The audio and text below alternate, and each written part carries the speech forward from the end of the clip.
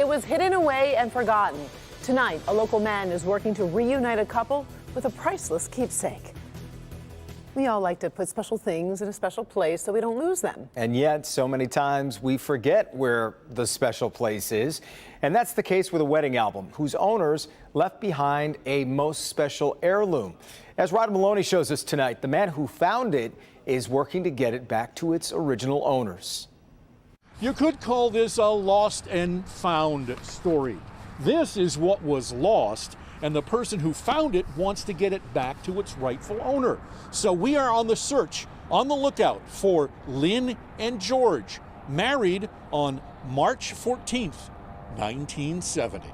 Mace McHale of West Bloomfield is a business owner on a mission. Like, what's this doing here? It's weird. In the days just before Christmas, Mace and his son cleaned out a shopping center he recently bought and is looking to lease on Shaner in Warren. We're putting new drop ceiling in and everything else.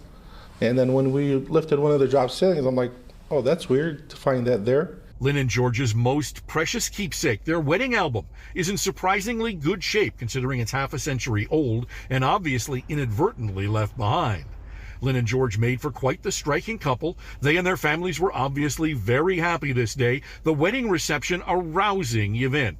And while some of the color pictures have faded, others make it clear this young couple, deeply in love, had an impressive send-off in the matrimony. Mace doesn't know how long the book sat in the ceiling, doesn't know the stores doing business there in the years before, yet he still tried to find the photography studio, its name etched in the book as McCary Avon. I tried to Google the studio that it actually took this photos, but it was not existing anymore. We did too and had no luck.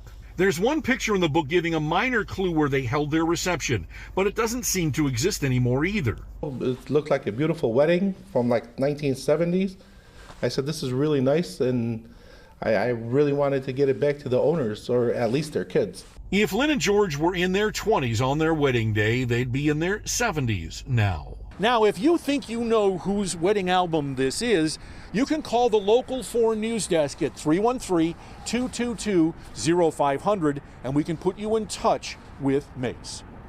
In West Bloomfield, Rod Maloney, Local 4.